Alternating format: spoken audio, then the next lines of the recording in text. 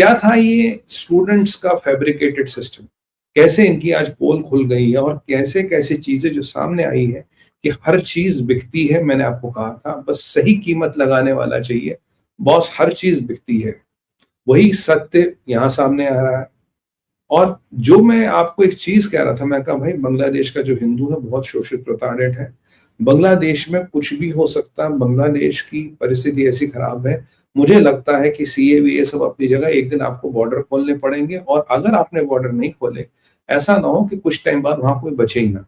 ये अब समाचार बांग्लादेश से आ रहा है, ये वहां का हिंदू कह रहा है, ये हमसे अपील कर रहा है कि साहब आप बॉर्डर खोलो, हमें इस पार आने। चलिए शुरुआत करते हैं थोड़ा डिटेल में।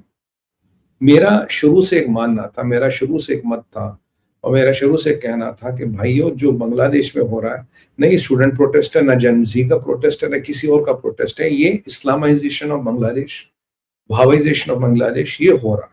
और इसमें सूत्रधार चाइना था, अमेरिका ने बेवकूफी की और मुंह के बल गिरा। चाइना था, पाकिस्तान था, तुर्किया था, यानी कि चाइना के साथ मिलकर ये सारे वही प्लेयर थे जो ऑपरेशन सिंदूर में हमारे दरवाजे पे खड़े हो गए। ये वही प्लेयरों का जमावड़ा था जो यहाँ खड़े हो गए और जिन्होंने ये प्रकरण या जिन्होंने ये मायाजाल रचा।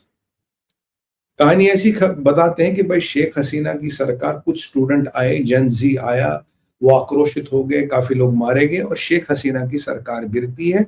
उन पर जेनोसाइड का आरोप लगता, उन्हें सजाए मौत सुनाई जाती और एक नया कठपुतली सरकार मुल्ला यूनिस की बिठाई जाती है। अब ये मुल्ला यूनिस आप जानते हैं कि क्या है, ये बिना दाढ़ी मूछ वाला जहादी है। और मैं इसको, इसका नोबेल लॉरिएट क्या है नहीं है, मैं शुरू से कह रहा था बहुत एक नंबर का जहादी है। इसके कुछ दिनों में हाव भाव दिख गए थे, कुर्ता उड़ता पहनता, वो सब करता, दाढ़ी नहीं रखता, पर है ये मौलाना। तो ये जो मुल्ला यूनिस है, इसने इन स्टूडेंटों ने, ये इस्लाम था, अब्दुल्ला था, इन सब ने इसको सरताज बनाया, इसको बादशाह बनाया, बोला जी ये चलाएगा बांग्लादेश, ये है बांग्लादेश का नया आका। बट हकीकत ये है, न इसको बांग्लादेश चलाना था, ना ये बांग्लादेश का नया आका था, कहानी कुछ और थी।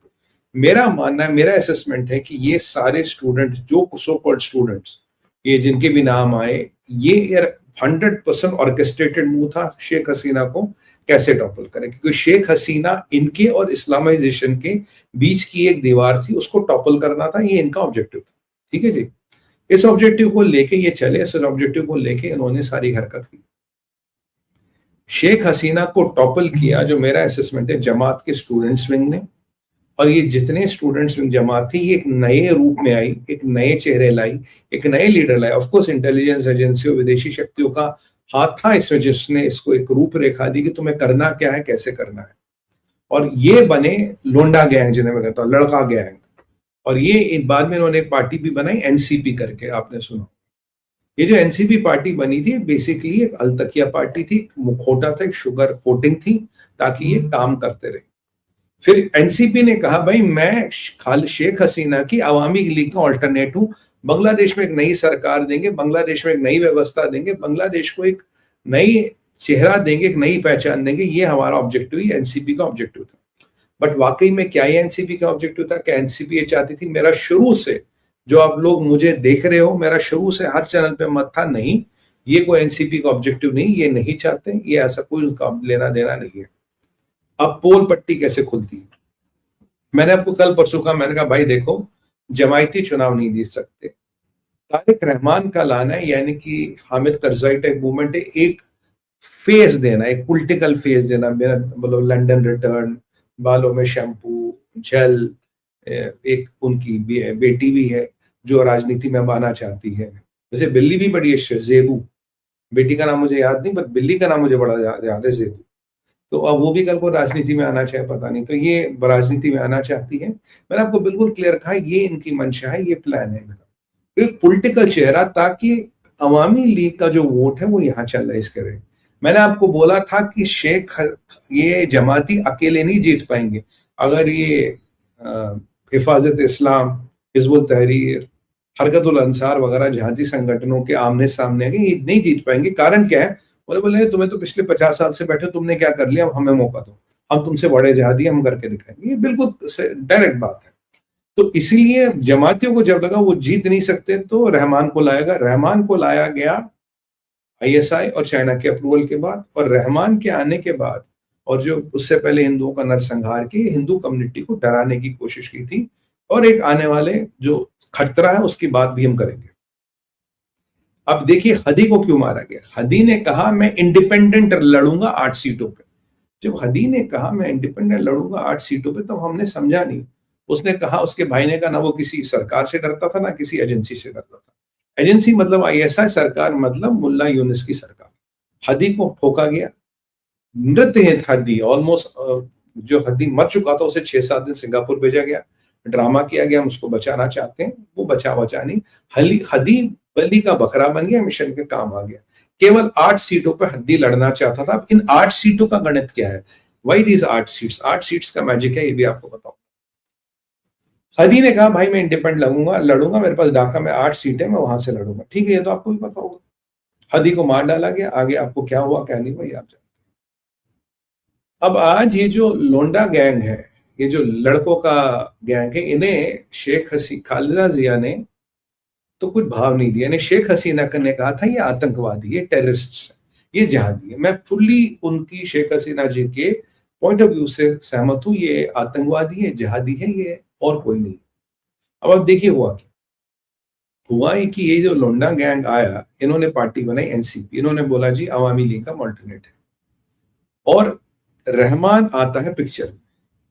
तो अब जब रहमान पिक्चर में आएगा तो आज आपको मैं बात जो सुना रहा हूं आप सुन के हैरान होंगे। अब ये so called NCP, so called Awami League का alternate, so called liberators of Bangladesh आज के डेट में कहते हैं कि बॉस हम पीडीपी बीएनपी से या हम जमात से टाई अप चाहते हैं।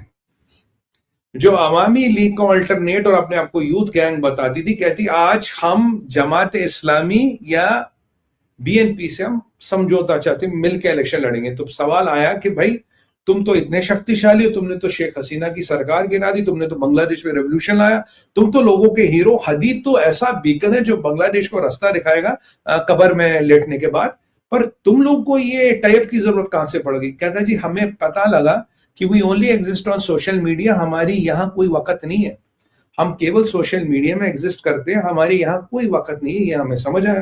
कहता अच्छा तुम्हें ये अब पता लगा तुम्हारी कोई वक्त नहीं है, और चुनाव लड़ने के लिए हमें पैसा चाहिए, संसाधन चाहिए, हमारे पास है नहीं।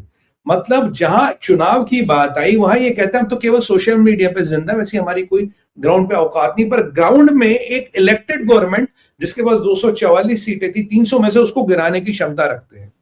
अब देखिए यहाँ एजेंसियों का खेल कहां से शुरू होता है। तो क्या चाहिए भाई एनसीपी को। एनसीपी कहता हमें मात्र 30 सीटें दो। 50 सीटें मांग रहे थे, लपड़ मारा उन्होंने, भाग यहां से। 30 सीटों पे आ गए। 30 सीटें कितनी होती है, 10%, मात्र 10% of the total seats contested. ये जो रेवोल्यूशनरी पार्टी थी, ये जो अवामी लीग का विकल्प थी, जो जनरेशन जी वाली पार्टी थी, जो इनकलाब एंड मोर्चा और चिटागोंग लीग है, जितने सारे थे, इनकी औकात है 30 seat, 10% of the total seat. और वो भी अगर कोई सर पे हाथ रख दे उसके साथ फाइट करेंगे। लोग कहते हैं स्टूडेंट पॉलिटिक्स का बांग्लादेश में मैयत खुद गई। मैंने कहा मैयत कब नहीं खुदी थी, स्टूडेंट पॉलिटिक्स थी कब। ये तो शुरू से अलतकिया की दुकान चल रही है बांग्लादेश में। भैया कोई स्टूडेंट पॉलिटिक्स वगैरह नहीं थी, उस चक्कर में मत रहना। अब ये दोनों के पास जा रहे, जमात के पास भी बीएनपी के पास भी 30 सीटों को लेके जा रहे। मालिक 30 सीटें दे दो, इससे ज्यादा हमारी औकात है नहीं। और जमात ने कहा कोई बात नहीं, हम तुम्हें 30 सीटें दे देंगे और 270 सीटों पर तुम हमें समर्थन करोगे। भाई 30 सीटें इनको दी, 300 में से 270 सीटें बची, उस पर तुम हमको समर्थन करोगे।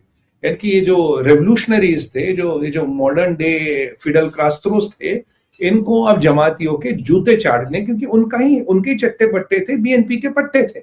इनको मैं कहता हूं जमात के चट्टे बट्टे और बीएनपी के पट्टे। कहता जी उनको आपको आपके जूते चाटने हैं, ये हम करेंगे। और जमात कह रहा मैं तुम्हें हर सीट जिसमें तुम लड़ोगे मैं तुम्हें 1.5 करोड़ टक्का दूंगा, 1.5 करोड़ टक्का दूंगा तुम्हें चुनाव लड़ने के लिए। यानी कि इन